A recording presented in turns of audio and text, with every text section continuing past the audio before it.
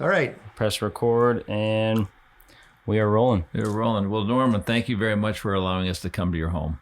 Thank you for It's a wonderful home. Let me back up a little bit. 2 years ago, when I was doing a symposium seminar, if you will, a PowerPoint presentation here in Miami, a gentleman came up to me, introduced himself as Norman Duncan. And I looked at you and I thought, you are the ghost.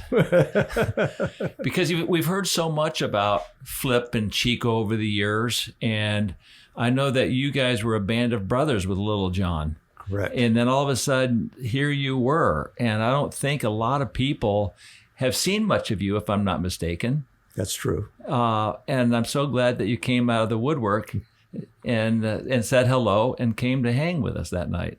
Well, it's not even out of the woodwork. A friend of mine, Skip Clement, has a online fishing magazine called Fly Life. He wrote a book about fishermen in the Keys, and in that book, I was there with a photograph of my record permit on fly, and they said, unfortunately, Norman and Little John have passed away. Right.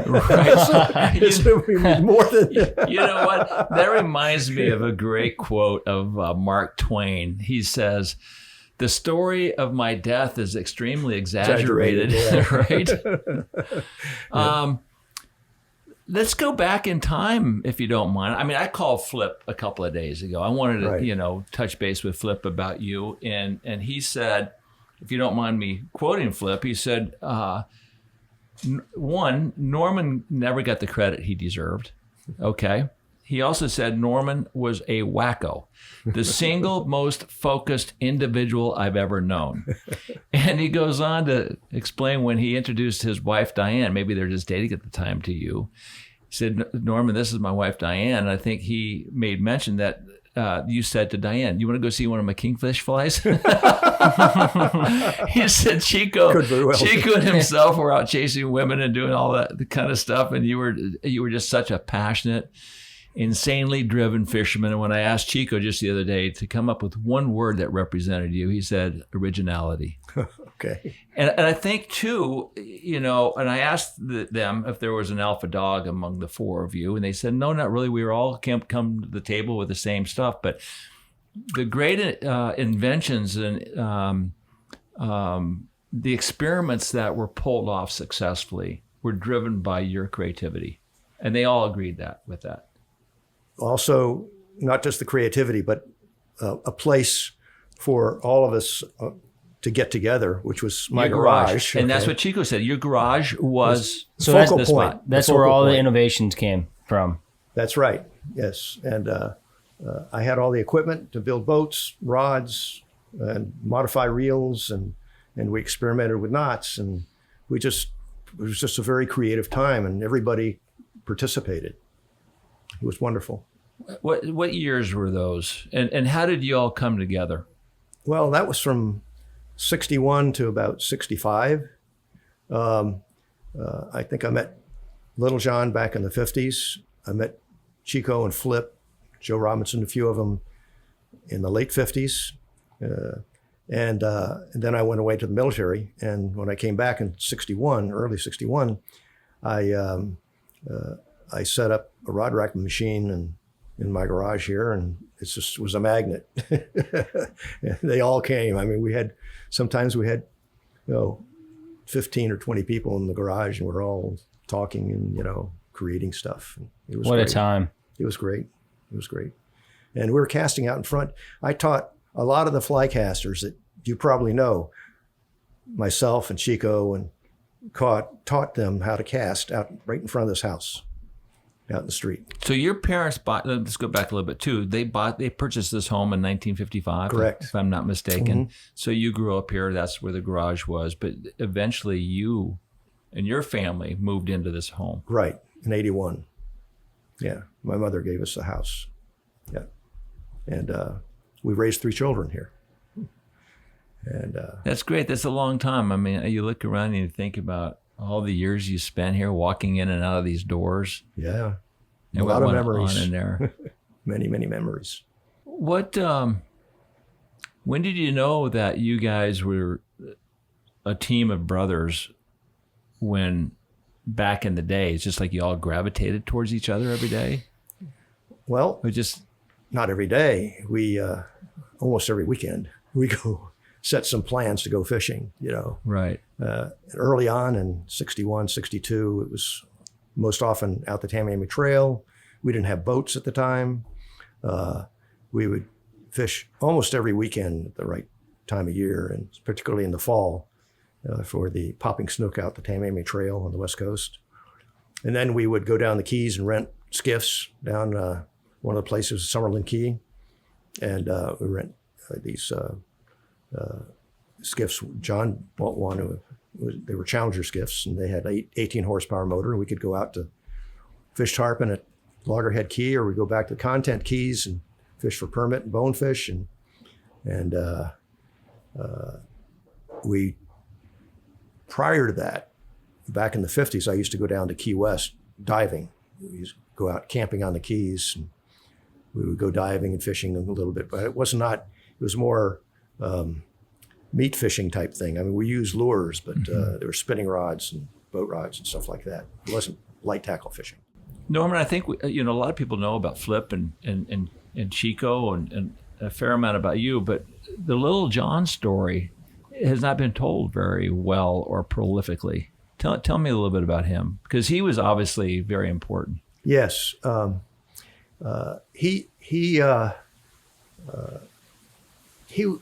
met him in the late 50s. We went fishing together.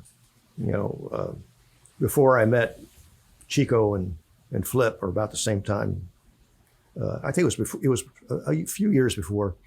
But his father was an important professor of English at the University of Miami. His mother was a librarian there. Very intellectual people. They had a house in South Miami. It was made out of California redwood. I think she was from California. She never got it out of her heart. And it was kind of a very laid back type of existence that he had. He got into fishing, and his room was just piled with fishing stuff. He finally, around 62, he bought one of these Challenger skiffs from Spec at Summerlin Key, one of the boats we used to rent. And he bought a 20 horsepower Mercury from Al Fluger, used. And we took it down there and hooked it up and went out toward Loggerhead Key to go tarpon fishing. And I was running the boat, it was a tiller. We were running along there, and all of a sudden, boom, the motor jumps off the transom, okay, in about 15 feet of water. And what had happened was we tightened it on the transom, but this old guy, he put non-marine plywood on there, and the plywood just delaminated. The motor went in roaring. I mean, I caught it at the corner of my eye. It was about, 10 feet high. And so we dove down and got the anchor rope and tied it and pulled it back in and poled back to the to the dock. Yeah, and he took the motor. We took the motor next day up to an outfit. They pickled it and fixed it and replaced the electrical, and the boat. I mean, that engine ran for years, but we took the boat when they were fixing the engine right here to my garage, and we put magnolia spray rails on it. We built casting decks in the boat, and that was one of the first skiffs that the four of us had. Right. Yeah. And now I know he built the Emery reel, didn't he? Right. That's correct. But wasn't that funded by Tom Evans for chasing the big fish over in Homosassa? I think it was. I was not as close to John at that particular time. I was working, going to school, whatever, and I wasn't fishing quite as much. But I used to take John over. My father was running the phone company in Freeport, Grand Bahama. I used to take him over there, and we go fishing. And we go over Deepwater Cay. We drive over to the East End and fish for bonefish and permit and stuff like that. And we fish in the ocean out there. It was very good fishing. And he died of, 42 with the melanoma? Something like that? That's correct. My wedding was in February of '81, he came to my wedding, and he always had like a deep mole on his cheek, and he said he was going to the doctor because his doctor was concerned about it, and within a short amount of time they diagnosed it as a melanoma, and he lasted another 5 years. Oh, terrible. Yeah. Tell me about the red scarf. I've seen old photographs of you with the red bandana. Yeah. Well, when I was, I started working when I was like 12 or 13 years old, construction in Jacksonville, and a lot of the old timers had bandanas, and they were usually red. And then I was land surveying, and we would sometimes flag with the red bandana so you could see it much further when we were doing long distance. Far, yeah. Yeah. And then when I was fishing, I started taking more photographs of fishing. I noticed you had these blue fish and a blue sky and blue jeans and a blue shirt and a blue boat, and your photograph was just flat blue. I mean, I love the blues, but that just didn't sing to me. Right. So I was using these red bandanas and over my face for the sun protection. And the first one to do this was Little John. He had a friend in the hospital, and he had to wear a surgical mask in there. And this was in the early '60s. And he came out and he said he brought me one. When we went, because he was concerned with his ruddy complexion, so we put the bandanas on to keep, because we didn't.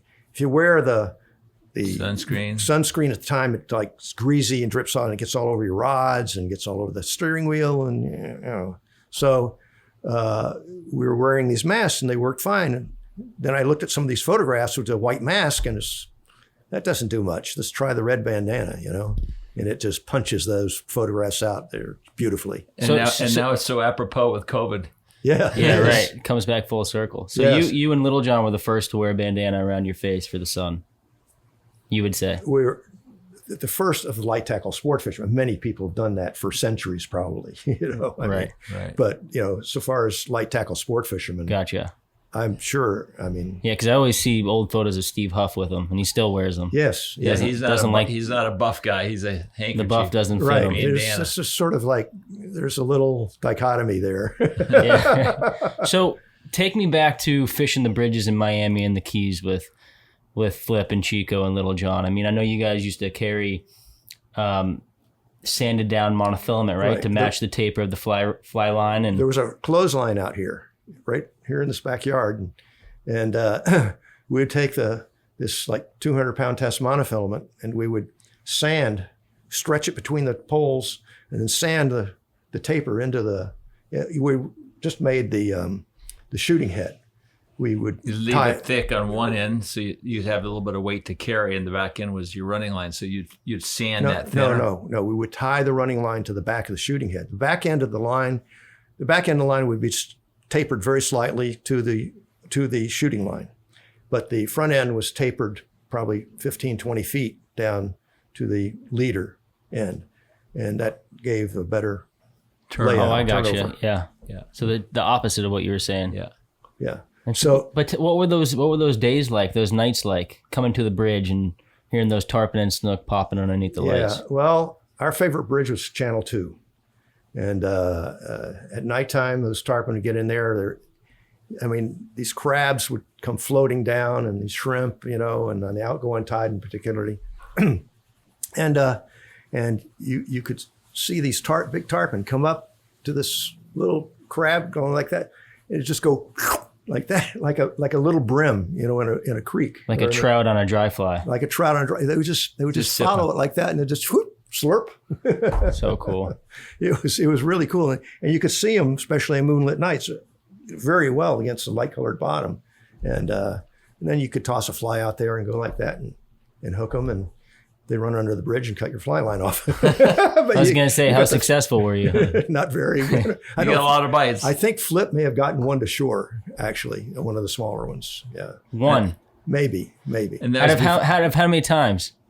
We fished that for years, but the last time we fished it, it was Flip and I. We were fishing there, and there was a little bit of traffic, and there wasn't a guardrail. It was a concrete posts with concrete railing between the posts. The posts were about 10 feet apart. And there was a little curb, which was about, or by the post, the curb was about 6 inches wide, but with the railing, they're about a foot wide. So what you would do is you would stand and lean against the railing and cast, but when a car or a truck came by, you throw your leg over the railing and lean out over the water with the leg hooked onto the railing. So one night, Flip and I were fishing there, and here comes this truck, right? And so we hear the truck, and the truck makes kind of a funny noise, like it's weaving or something. So we step over the railing and hanging with our knee over, and this truck starts hitting the posts right next to us. Bam, bam, bam, bam, bam, bam, bam, bam, like that. Coming at you. Holy shit. And coming at us and then going down the bridge. It must have hit 50 poles, with its trailer. And we looked at each other and said, that's it. No more bridge fishing? No. That's funny. Yeah, it was... Take me through a day in the early days when you were going down fishing Loggerhead. What would you see? What was your day like? What would you put in? What would you see out there? How many boats? And then I'll tell you what we're seeing today. Well, the go-to place was Loggerhead Point. And which was that? That's the point on Loggerhead. Let's not get too detailed into that. Just That's been around for a long time. And sometimes there would be a guide or somebody else there or come in while you're there. But I never saw more in the 60s. I never saw more than one boat besides mine. And I think I started fishing there in the late 50s. I'm not sure. I don't remember. But the first guy to fish there regularly out of this boat rental place was Jim Adams. He was the one that told us about the boat rental place there. You know who Jim Adams? No, I don't. Oh, you don't know Jim Adams? Ooh. Okay, I'll clue you in. He might be a potential is he still alive? interviewee. Oh yeah, he's still alive. He's a very, very important fisherman and fisheries biologist. He was a head fisheries biologist for Pacific Gas and Electric for many, many years. Did a lot of the environmental laws that we're trying to follow today. Interesting. He's so he introduced you to Loggerhead. He told you where to go. told us where to go. Yeah. But he started fishing there in '51. wow. And he and a woman by the name of Kay Brodney. You've heard of Kay Brodney? No. The two of them invented the orange tarpon fly back in '51 or '52. And there's a famous story where Jim Adams had caught a tarpon on fly about 50 or 60 pounds. He entered in the Metropolitan Tournament. And the last day of the tournament, Kay Brodney called him up, says, I want to they fished together a lot. She says, I want to congratulate you on catching that tournament tarpon that you caught. She says, congratulations. I just caught one bigger. She was a very interesting lady. Yeah. So what would you see in a day out there on Loggerhead Point? Loggerhead Point was very consistent. I used to fish it with Little John, a guy named Steve Chappelle, and Flip and Chico, and we would rent a boat. It was a short run out there. We would look and see, as on the way out, as we passed Pike Key, we would look down to the west and see if anybody was on Loggerhead Bank.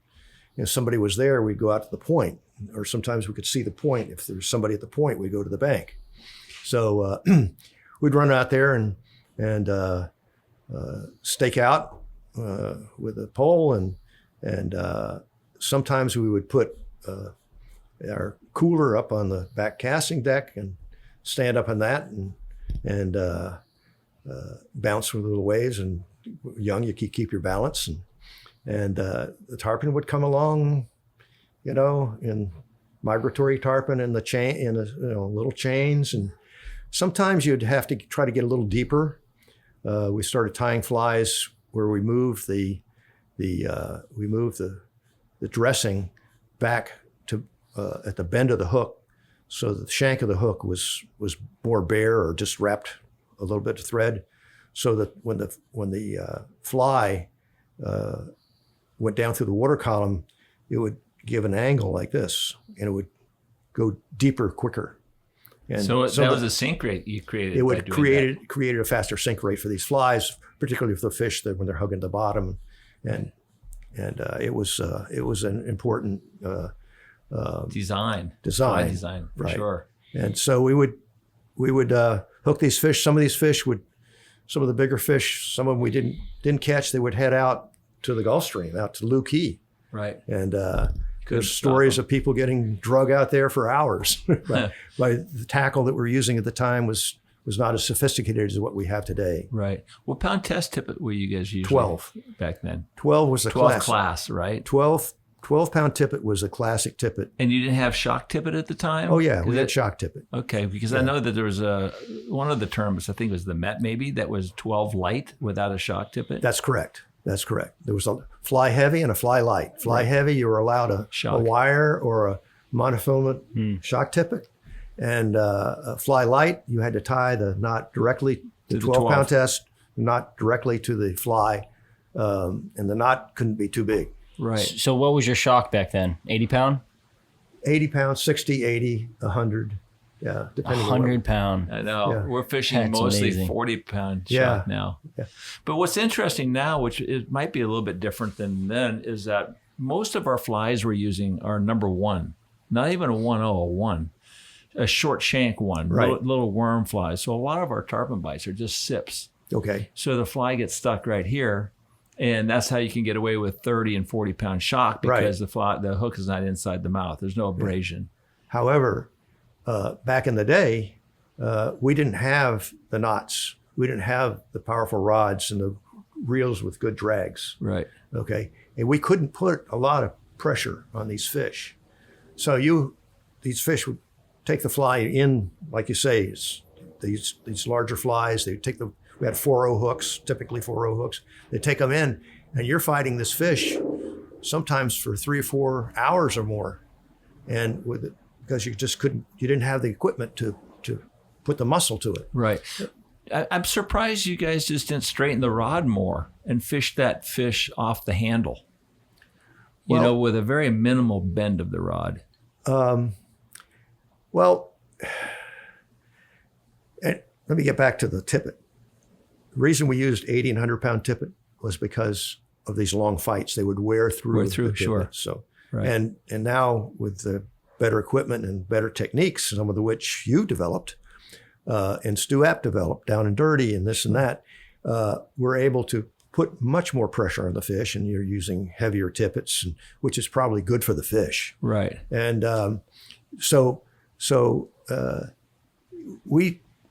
I'll show you. I mean, some of these rods, we're talking about glass rods. Some of them are like noodles. Right. So that's what I was thinking at that point. Obviously, the more you pull back, the more you have a big bend with no resistance.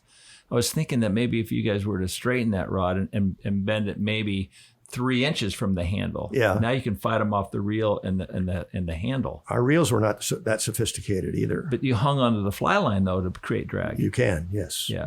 And then they started coming out with reels with rim drags. But we sometimes use Fluger medalists, Wow. And we used freshwater reels. Yeah, we used 1495, I think it was called. The one that was popular, 1495 and a half. It was wider than the 1495. You could get a saltwater line on it. Right. Right. I always thought when the tarpon are in dirty water, why doesn't anyone use wire? I mean, it's not gonna break. They're not gonna chew through wire. They may chew through 80. Plus that 100 pound test and that 80 pound test is such big diameter, right? A lot of people think that might cause that not a good hook set because they're biting down on that. Right. The hook is not allowed to move forward to get set. Right, but with they're wire, pinching. Right. the diameter is so thin. Well, let's not forget Anderson. He used to fish with us in the Gold Cup.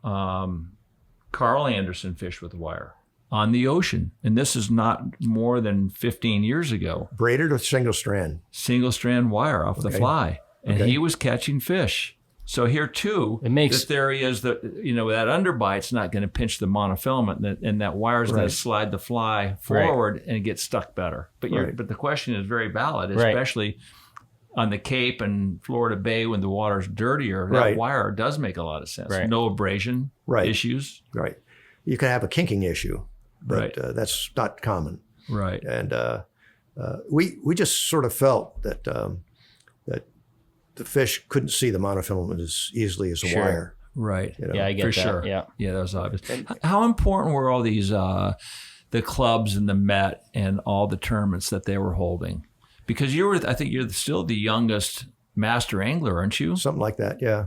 Yeah. How important were those tournaments? I mean, now we have the invitational fly tournaments, the permit tournaments, the bonefish, and the 3 tarpon tournaments. But I think back in the day, the Miami area had very big tournaments that were. No, not. There's a Met fishing tournament. That was the big tournament that ran throughout the winter season. Right. There were fishing clubs that had inter-club tournaments, but there were no really light tackle tournaments as we experience in the Keys nowadays. Right. For the past, how old are the tarpon fly tournaments in Islamorada? I think the Gold Cup's going on 50 some years. Yeah, 50 years. Going on 62, I think. 64 was the first year they had it. So that's for 60 years. Yeah. That's about when they started, but we don't have the fishery here to support that for light tackle.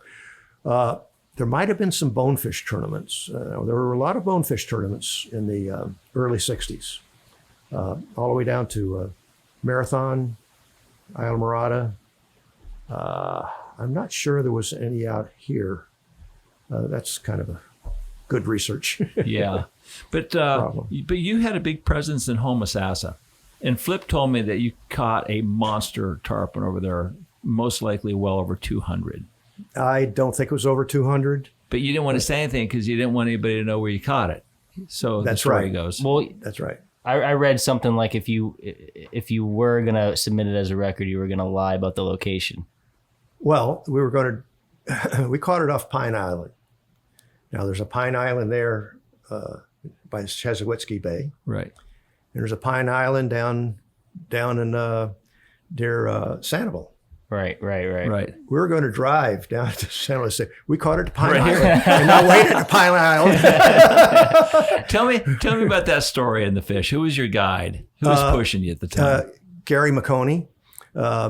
He was one of the guys going to school here at the University of Miami in the early '60s. He and Steve Huff and Rick Ruhoff. Right.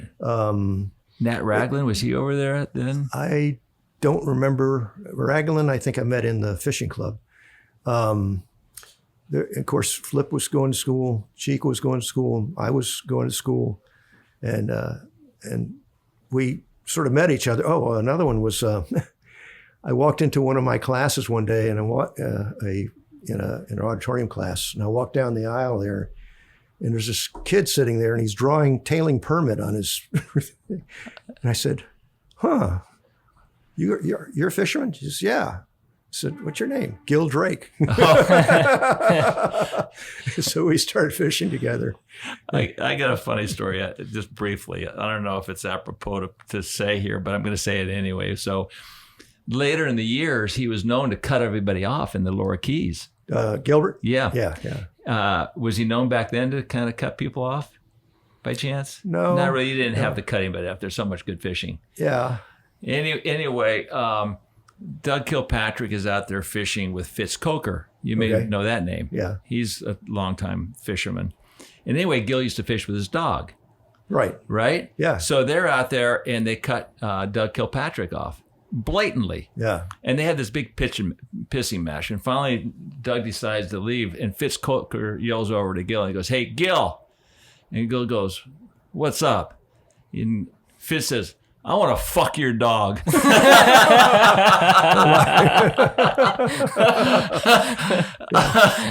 And that was it. That's a great story. Yeah. Gil and I got along pretty well. He's had his disagreements with people over the years, but he's always treated me very nice. I taught him how to fly cast. I got him when you couldn't get a Captain Mac fly reel, I got him a fly reel from Mac. Seamaster, yeah. Seamaster. Yeah. And he invited me over to the Bahamas a few times back in the 60s. And he had a good pal with him. I helped build his dock there and helped his brother on with the airstrip there a little bit. And my father was in Freeport at the time. And so I would go there and visit my parents, then drive down to over there and stay a week or two with Gil. And we'd work most of the time. I mean, fishing was not the main thing we did. We'd work on that island, you know. Yeah, good for you. Well, let's go back to the story of that big fish you caught on Pine Island. Yeah. What'd you see? What kind of a day was it? There's not another boat around.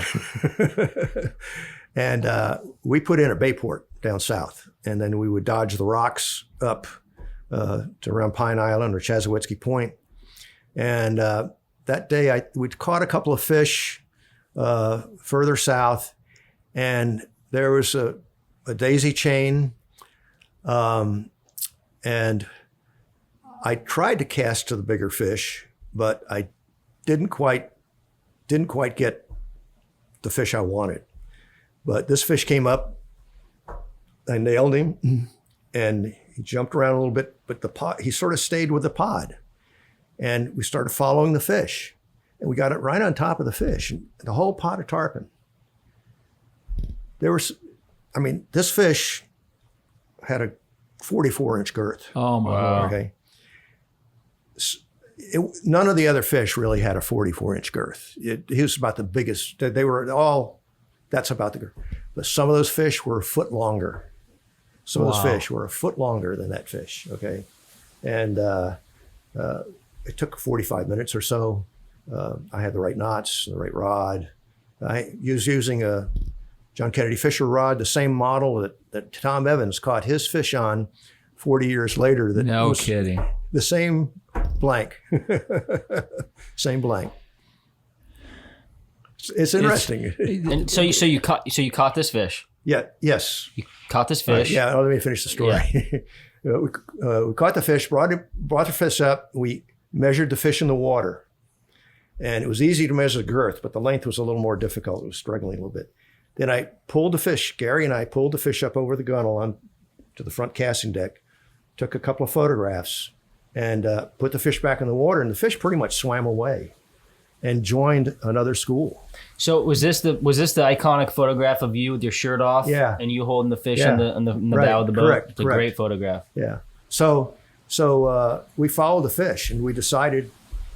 Well, first of all, we decided we didn't want to kill these fish. I mean, these beautiful animals, these huge, beautiful animals. Why would anybody want to kill them? It's like killing a giant female blue marlin, especially one that you're not going to eat. Right. I mean, some fish, they're big and they're beautiful, but they're edible. I can go into that a little bit, but so you weren't a record chaser.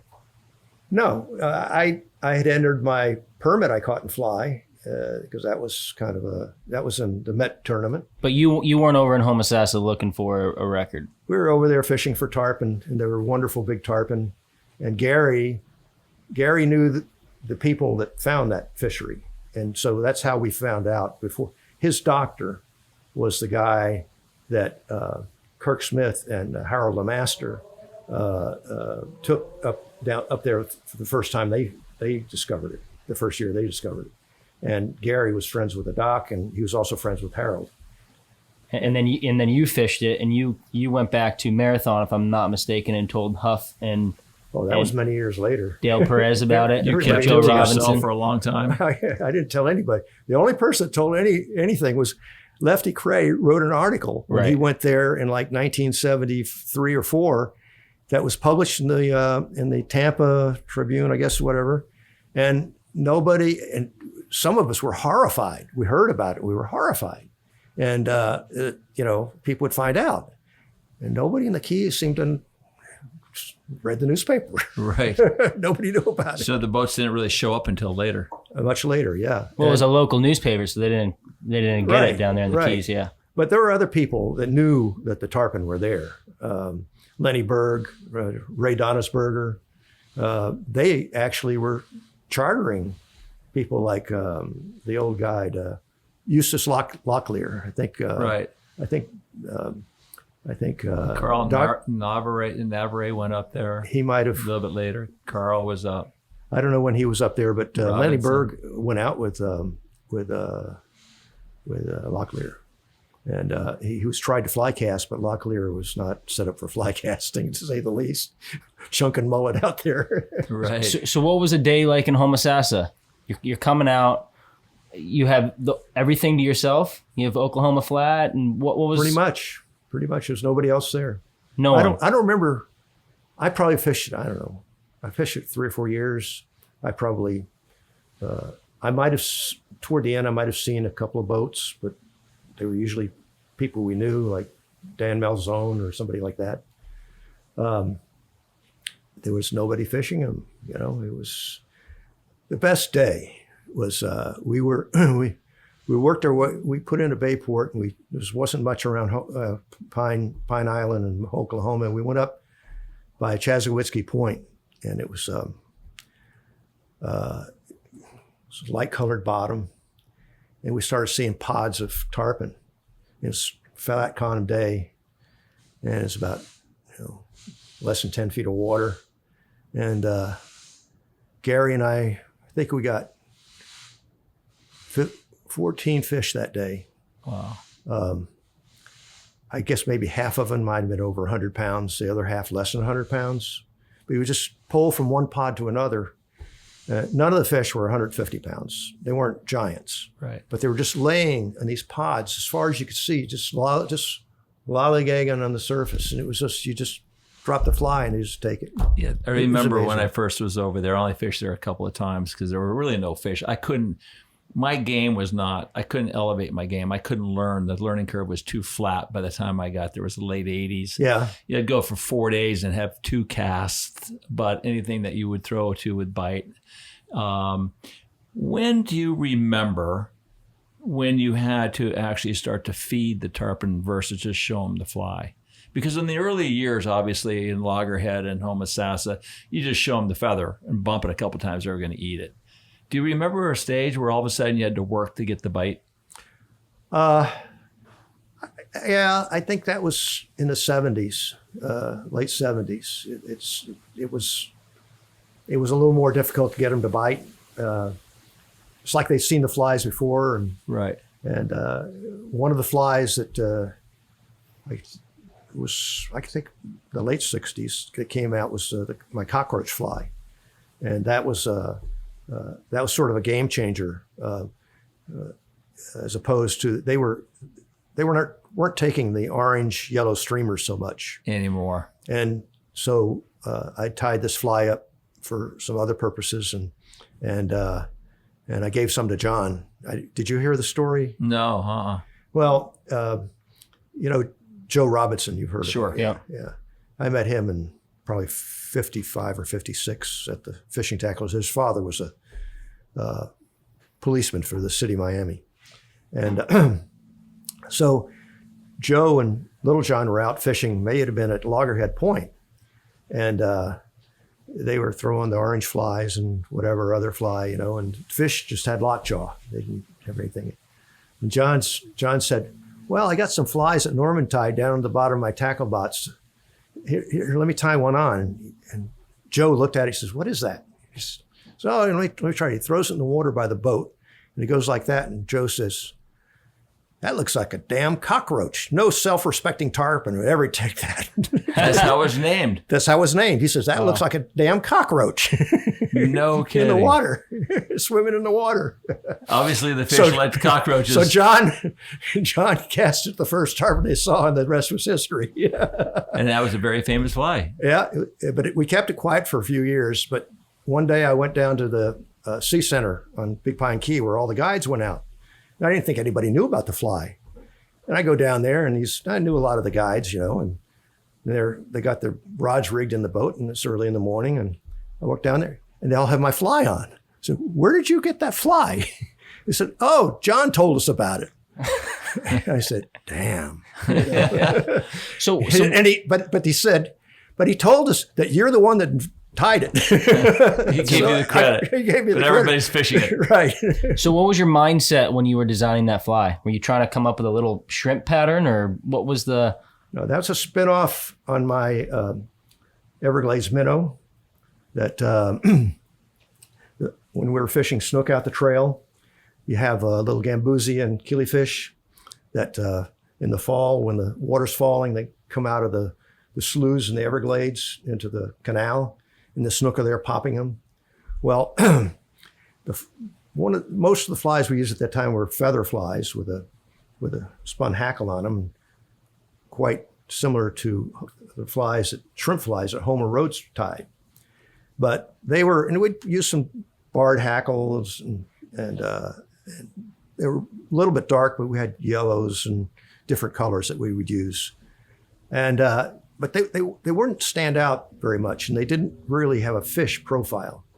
So the creative thing that I did, I think is one of the most important innovations that I did, was we also use bucktail flies for various things, including out there. I took the bucktail fly and the streamer fly and combined the two so that you have tying the feathers at the bend of the hook and tying the hair. First I used kiptail, and then right away I started using bucktail. You put a couple of shanks of bucktail up the shank of the hook, and you make a very fishy profile. So I'd usually tie maybe 6 barred rock hackles at the bend, and then a few shanks of the bucktail getting larger and larger toward the front, and it has just a perfect fish profile. And it also, with a little more hair at the bottom, is fairly weedless. And sometimes we would put weed guards, but that was my Everglades minnow. Then when I started fishing offshore fly fishing, the flies at the time were, just a bunch of feathers, and when you put them in the water, they just slick down to nothing. There's no real fish profile there.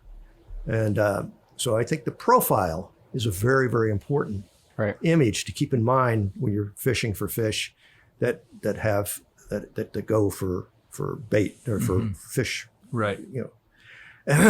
So I started tying the fly only larger on 4.0s and 5.0, 6.0 hooks with white bucktail and with white feathers and tinsel inside.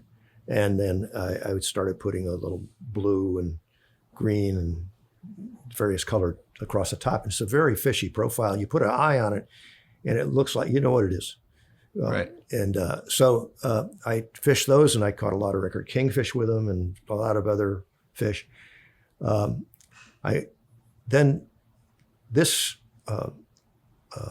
cockroach fly is just a large Everglades minnow. But then I got into fishing for tailing mutton snapper on the flats. And they're much tougher than permit to get them to take a fly. And I presented some flies, and I've hooked some on bonefish type flies, but I caught one on spinning gear, and the stomach was full of toadfish. These little toadfish. So I tied a toadfish fly, which is the same fly. It's got the barred rock, and it's got the brown bucktail, but I tied it inverted so that there's more hair on the hook side. Right. And the first time I went out and cast that to a tailing mutton snapper, he garbaged it. It's funny. Harry Spear had a toad fly, which eventually evolved into the tasty toad, the tarpon, Right. the tarpon toad. Right. And we used to fish bonefish tournaments with this toad fly. Right. And then Gary Merriman put a rabbit strip on the back end of it for Homosassa, started catching these big fish. And Right. Timmy Hoover, because Gary Merriman used to come down and fish the all tackle with Hoover, showed him the fly. So Right. Hoover started catching all these big tarpon with the toad. And then he ran out of rabbit strip, and one day he just said, what the hell? And he put a green piece of marabou on the back end of it.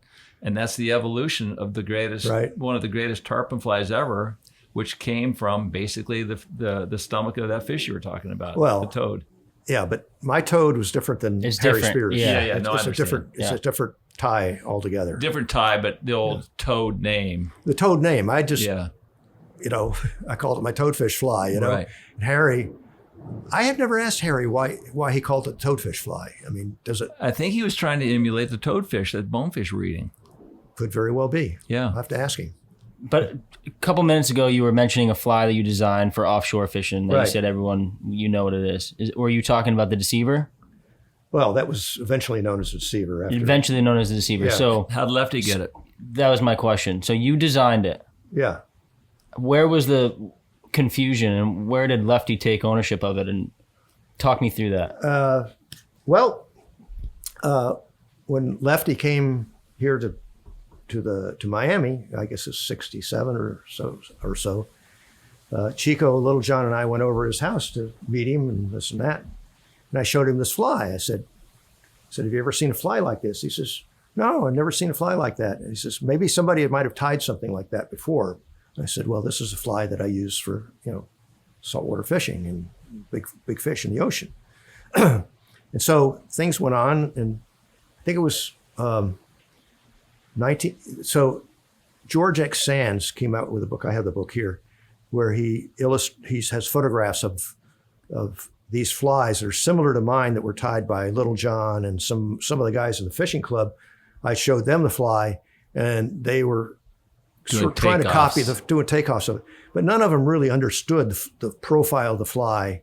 The first guy to really understand the fly, the concept, was Nat Raglan. Right. He used to be a projectionist over on the beach. I'd go over there and we'd sit in the booth there and we'd tie flies, and he understood this profile thing And why it worked so well. and why it worked well. And so then in 72 or something like that, Lefty wrote an article in Saltwater Sportsman about a general purpose fly. And I have the article. I'd be glad to show it to you, in which he said that he was going to call this fly the deceiver fly, but he also states in there that I had invented a fly just like it many years before. Give you partial credit. So yeah, no, well, I don't. Well, I changed it just a little bit. I don't think he could have. He would have gotten some pushback if he hadn't have said that, Right. particularly from me. Yeah. But I was not confrontational to the guy. He made money off of it. I mean, I've never made a cent off fishing. So what? So let's go to Lefty. What did he mean to you? We all know what he meant to the world of saltwater fly fishing. He and Joe Brooks. Yeah. What kind of a friendship did you have with him? What was he like back in the day when you were coming through the ranks? He was a little standoffish to me. He went fishing with other guys. I only took him fishing once for a photo op one night underneath the bridges here with Chico and I, but I never went fishing with him other than that. I was up in Pennsylvania after he moved up there, and he introduced me to the guys up there around Carlisle, Vince Marinero and Charlie Fox and all those guys that were some of the innovators for terrestrial Bugs. and fishing for trout. Yeah. And he was helpful. He showed me around where the streams were. But then, I every time I saw him, I said, well, you took my fly. He says, oh, no, it's not exactly the same. The tinsel's on the inside or the tinsel's on the outside or this or that. It's not exactly the same. Nobody understood that fly Right. until Nat Raglan really. How do you feel after all these years? There was such great notoriety and books written and fame earned from all these guys that were in your world. Right. But you possibly were maybe a better innovator, a better fisherman. But then you kind of moved out of the timing was a little bit wrong in that you moved on with a family, you got a job elsewhere, and then the fly fishing saltwater world blew up. Right. How do you feel about all that? Do you feel like you didn't get the credit I feel you like I'm deserve? a very responsible person. Okay. And In what way? How many guides have divorced from their wives because they get up at 4 o'clock in the morning, they don't come back until 9 at night, and they're fishing 300 and some odd days a year. That's no good for a marriage. It's no good for raising children, you know? Right. Yeah, I mean, we can name a lot of these guys. Right. And I didn't want that to happen to me, and I didn't want fishing to become jaded to me. Right. I didn't go into the business. So the reason I didn't go into the business was because I wanted to enjoy it, and I wanted to develop my family and go on and do other things. Right. I didn't want it to control my life. I mean, I see these guides. I mean, some of them are living in trailers today. Some of these very famous people Right. that were, they're. And the story has been told time and time again because, the same scenario works out. They live from paycheck to paycheck, from fish to exactly. fish. I had some medical issues, and eventually got my engineering degree, and I went on, and I think I did pretty well in engineering. Engineers don't make a lot of money, but I got a little government retirement that we live on now, and and I raised 3 children, put 3 children through college. Yeah, you had a busy family life. That's responsibility, you know. And we brought these kids up wonderfully. Yeah, I see this. Tell me the story you're flying about. You sent me this article recently about flying back from the Bahamas, Right. and you look down and you see these big pieces of logs, Telephone if poles. you will, telephone poles Right. floating. And you came back and you called your friend Chico and went Right. out fishing. Tell me about that story. I thought it was fascinating. One of the guys that I met in the 50s working at the tackle store was a fellow by the name of Buddy Hawkins, a real classy guy. He was a World War II pilot, fighter pilot, trained fighter pilots, and he knew a lot of very important people. And he was retired. He started guiding to have something to do. He loved fishing. And some of his older clients would hire these planes, and Buddy would fly the planes over to the Bahamas and down the islands. And he was getting older at the time. He was in his 60s or something. He had a little heart problems. So he says, well, why don't you get a license? I said, well, he says, well, I'll give you some lessons. I want somebody to co-pilot for me. And so I took the plane off a couple of times and landed a couple of times, but it was enough. Just if he had a heart attack, I could have handled the plane, right? Yeah. And so one time we were coming back, we'd fly up the Keys, to come into the zone, right? And so one of my favorite offshore fishing spots was off the Ocean Reef Club called the Whistle Buoy. And go, ooh, ooh, you've seen those buoys up north, right? Yeah. And so we fly over, and I see. I mean, the only time I ever saw anything like that was after Hurricane Andrew. Down in South Dade, the telephone poles in 5-6 foot lengths laying around that got just ripped apart by the hurricane. I mean, these logs. Barracudas were logs. I mean, they were telephone logs. So I went. I called Chico and we went out of Homestead Bayfront Park. We caught some barjacks about this big, and we went upstream of the buoy. These logs were still there, and I take my boat rod and I put a small hook on one of these barjacks and hook them in the back, and I take the barjack and throw it out close to the school of barracudas, and they see this thing and they start after it, and I reel it into the boat. And there's a technique that we use for teasing fish. Fluor was one of the first people to do this with amberjack. I don't know, have you ever teased fish next to the boat with live O's? Mm-hmm. Okay. And people had done it with amberjack, but not many people had done it with barracudas. So I was doing it with barracudas for some time. And so I'm swishing this thing back and forth. The barracudas would come up, and we had about, 8 or 10 of these big boys there. And right when they come up to grab it, you pull and if you can pull it just right when the fish comes up to the tail, and he gets his teeth on the tail, and a little bit of blood comes out. Just a little bit. Yeah, just a little bit of blood. Yeah. And that just gets them all. Woo! So there was one monster. And so Chico had one of my flies on there and a big rod. And I said, hit him, Chico. And he throws the fly down in front of this fish. The fish grabs it, he hooks the fly, and the fish goes under the boat. So Chico clears the line around the bow of the boat. I'm with the boat rod. I'm putting the jack back in the live bait well, and all of a sudden something hits me in the butt, and I'm knocked over on the gunnel, and I'm almost fell in the water. I was seeing stars. It hit so hard, and I sort of realized that I guess the fish hit me, and so Chico, all he knows is the fish is running toward the buoy. And his back was turned when I got hit. So he clears the line around, and he says, let's get after the fish. He's going to the buoy. And I said, Chico, I'm hit. He says, let's get after the fish. He's going to cut me off. Hurry. I said, Chico, I'm hit. He said, what do you mean you're hit? I said, I'm hit. The barracuda hit me. The barracuda hit you. We got to get it. He says, I reach my hand back, and I come back with blood, And I said, I'm bleeding. Barracuda hit me.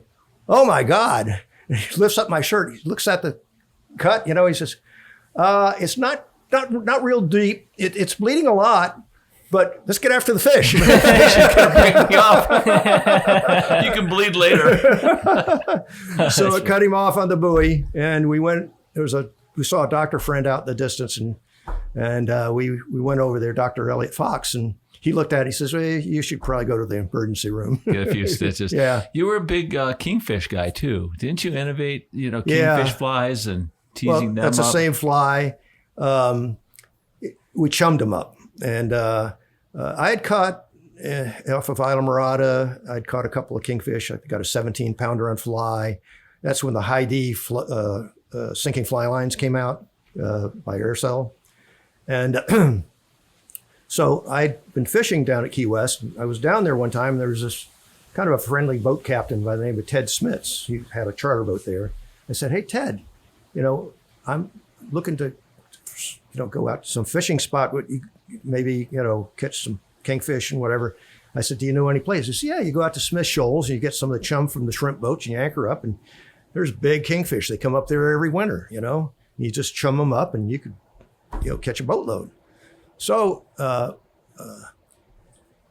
I went out there, but we went on a fishing club outing, and there were no shrimp boats. So I just had my fly rod, and I just blind cast. I was blind casting for hours, okay. And everybody else was using jigs, and some of them caught some big kingfish, and so all of a sudden, bingo, bam, 25.5-pounder. That was the first kingfish ever caught in fly over 20 pounds.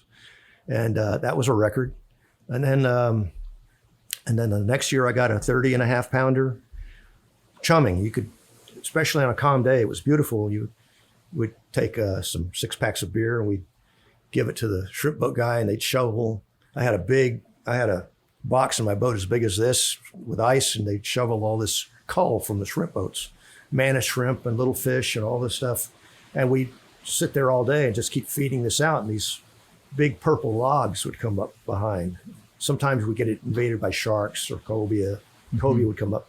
But when the kingfish were there, and just purple, and you'd dribble out a little chum, and you see them go back like that, and just take it like that. But they wouldn't take the fly very well, and I developed a technique of stripping. They like the faster retreat. Yeah, and I developed this method of stripping that was not putting the rod between my legs or a reel, and it's going like that. It's like a reverse double haul to get high line speed. And so I had caught a 35-pounder at the time, and the next year I went out with Gary McConey and Dr. Berg, Lenny Berg, and and it was kind of it was in the winter, like in January, and it was a nice calm day, but there was a cold front approaching, and we knew it. But we went out there, and Gary had these big cast nets, and he cast net a bunch of live baits out at the end of College Channel, and we went out there and we started chumming, and the weather got a little rougher, and I had 3 or 4 rods rigged up, and they were casting with these sinking fly lines and stripping, and I was telling them, strip this way, and they were casting, and they cast for several hours, and you could see this roll cloud coming, you know. So I said, I said, you're not doing it quite right. I said, let me show you. One cast, 35-pound kingfish. Wow.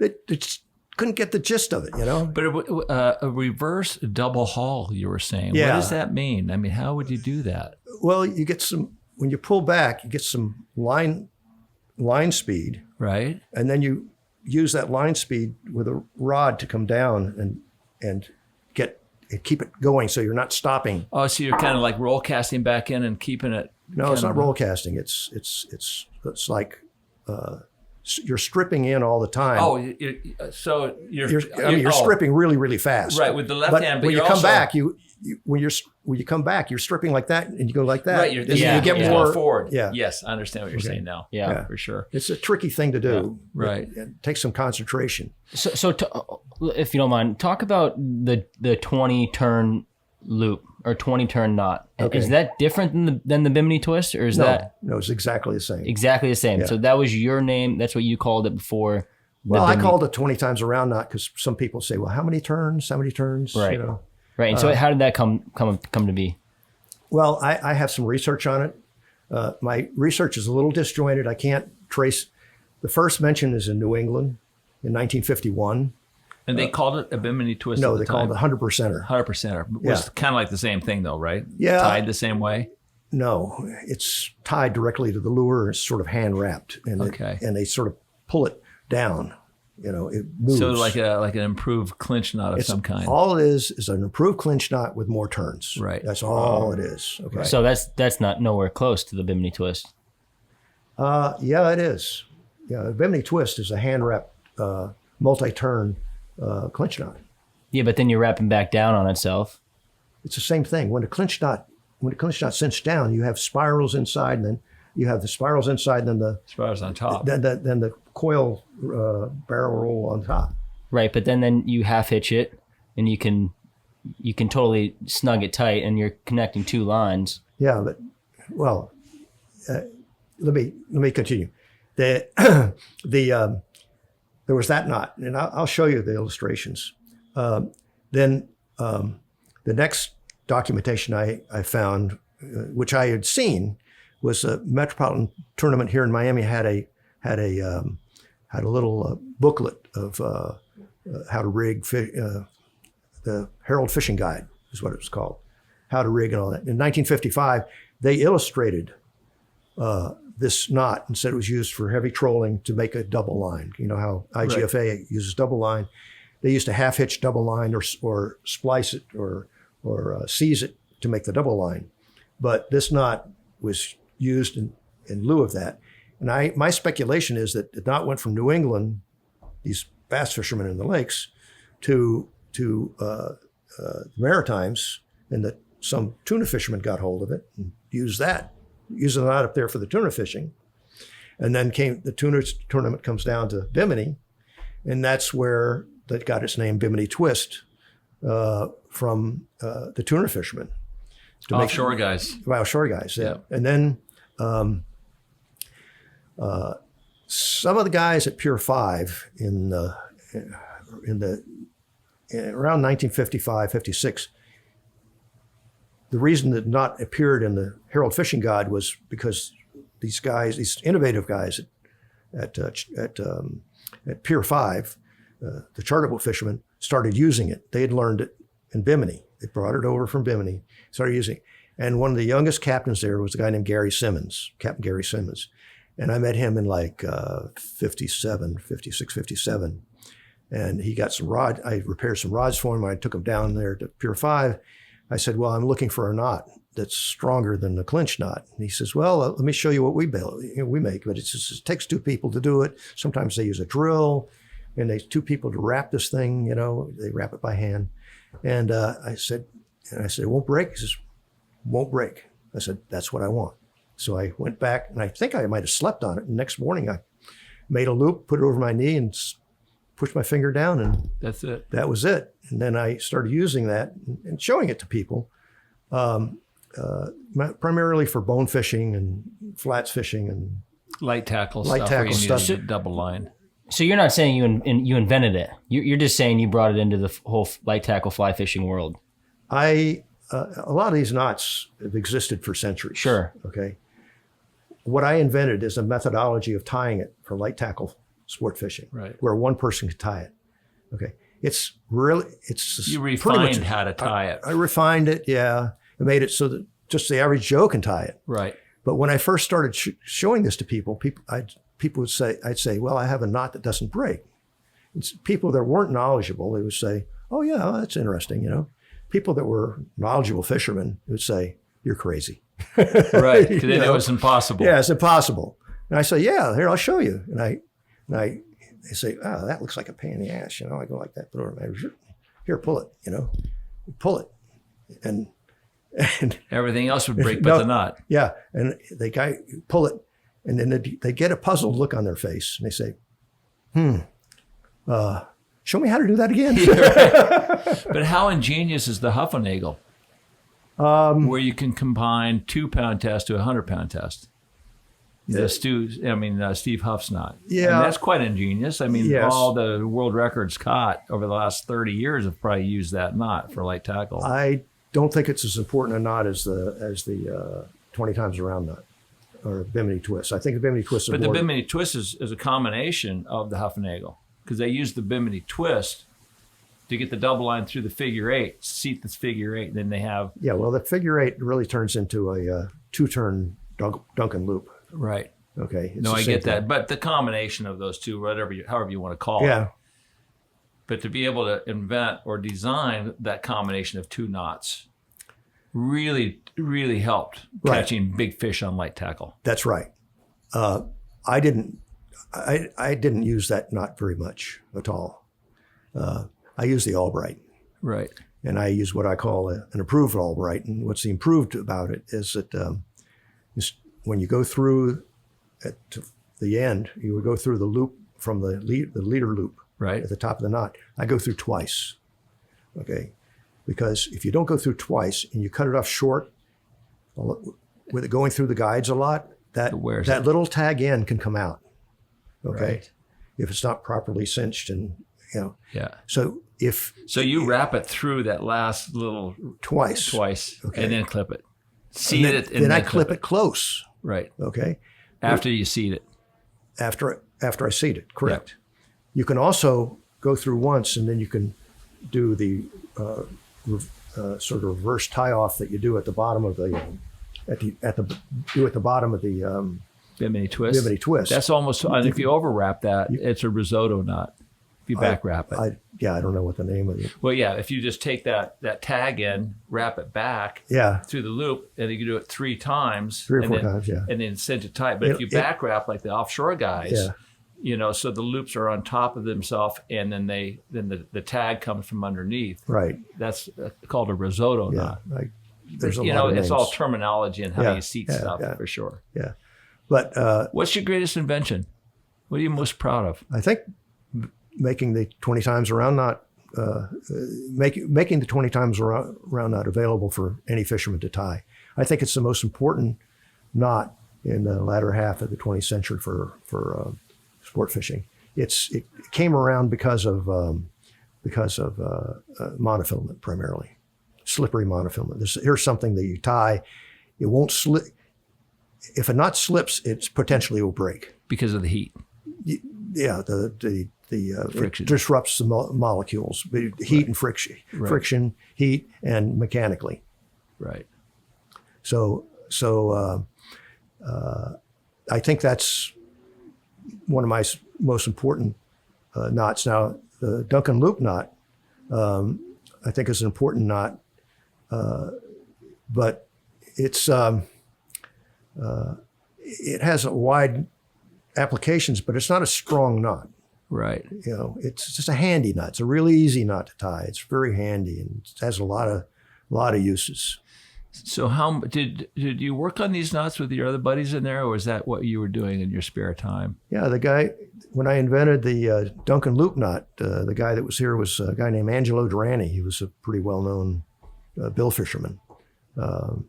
He married Medium John's sister, and he was a real avid bill fisherman. He was a school teacher, and he also guided fair amount. He would hire out as a captain, you know. Right. And he was here, and I showed him the knot, and he says, "Oh, that's pretty interesting." So, how much fishing do you do now?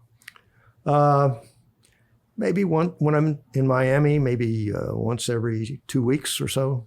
You still enjoy it? Oh, I love it. Yeah. What are you catching now? What am I catching now? What are you chasing out there? Well, lately I've been getting redfish tailing in the flats out of Flamingo. Right. I've been fishing with my friend John. My wife and I, we go out into the bay fishing. We catch snapper sometime. The mutton snapper fishing in the bay is really good. But I've tried a few times to get them on fly, and it's rather difficult. We chum them up usually down in the Ragged Keys. And we got some 8, 9, 10 pounders. You know, they're wonderful eating. Yeah.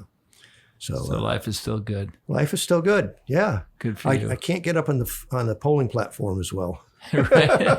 I can get up. I have a hard time getting down. But yeah. I had my back fused about 4 years ago. That sure helped that. Yeah. So what did you think of my presentation when you met me a couple of years ago? I thought it was an excellent presentation. You very professional, very smooth, covered the bases very well, and everybody was enthralled. Well, you know what's kind of interesting is that there is a methodology to this madness. And if you can put the elements together, which I was doing that night with the PowerPoint, there are 5 elements to successful tarpon fishing. You know, reading the fish, casting the fly, feeding the animal, hooking the animal, fighting the animal. And there's the correct way to do each of those 5. And that's what I was trying to present and showing them how to fight big fish using that pulley system. But I was afraid that I was actually nervous that you were there watching. No. Well, critiquing everything. Yeah. I consider myself kind of a scientist, and physics and math are my forte. I'm not a salesman. I'm an engineer. And I understand how you broke this thing down technically. And I want fishing to be more emotional. You know, I use old tackle. I want sort of like be emotional type thing, where, you know, you can feel the bamboo rod and under the corks. And the old Seamaster S handle. Yeah, you can. Well, I was the one that argued with Captain Mack to make a direct drive reel. It took me 5 years to get him to do it, but he finally. But you know, here too, it's amazing that Billy Pate, the biggest name in tarpon fly fishing, inspired Ted Jurassic to build him an anti-reverse fly reel. You're going back to dinosauric times. I can't figure it. And if you don't have control of that fish with a direct drive reel, you don't have control of that fish. Well, and or 2 hanging onto the fly line. Yeah. Well, that's why I used to fight fish for 9-10 hours, right? Right. Well, but really, in my mind, the reason that direct drive reels were developed here was not for tarpon, it was for amberjack. You catch these big amberjack, I mean, you know, some of them are 90 pounds, but particularly on the outside reef, and the fish goes offshore and goes down, you know, 150, 200 feet. And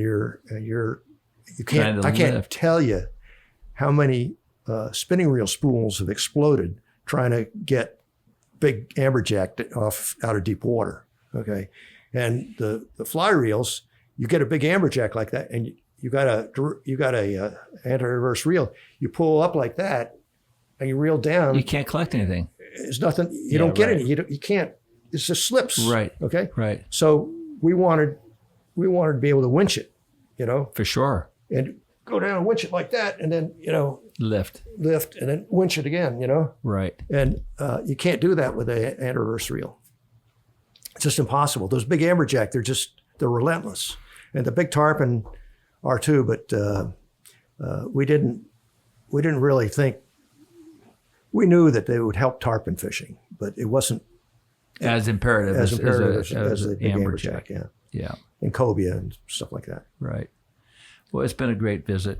Yeah. I so appreciate your time and you coming to that presentation I made, and being able to talk to you about Little John, Yeah. and Flip and Chico, and put the band of brothers back together. And I think that if you take a look at the early stages of saltwater fly fishing, and if there were such a thing as a Mount Rushmore, you guys are contenders. Right? I mean, because you guys innovated a lot of stuff that had not been innovated yet. Yeah. Well, anyway, congratulations. Thank you very much. And thank you for joining us. Yes, sir. Really appreciate it, Norman. You're doing good work. Thank you. Keep at it. It's wonderful. You're doing a wonderful service to the community of sport fishermen. Well, it's his brainchild in that we want to go around and collect all the stories of all these icons and Right. Hall of Famers, because we feel that they're going to go away. Absolutely. When people pass, the stories pass. Yeah. And thank you to Nikki. Your story is not going to pass. Yeah. It never would have anyway. It's a team effort, but a lot of the stories are documented, but a lot aren't. Right. And that was our goal to, we did Al this morning, and Right. we interviewed you this afternoon, and I mean, we're having fun doing it, and we're getting some great stories. So thank you, Norman. I hate it when these stories die. It just breaks So my sad. heart. I mean, family stories too. Right. There's so many stories in this world that deserve to be preserved for future generations. Well, thank you for allowing us to come into your world. Thank you. Thanks, All right. Norman. Yes, sir. When I saw its West Side Story.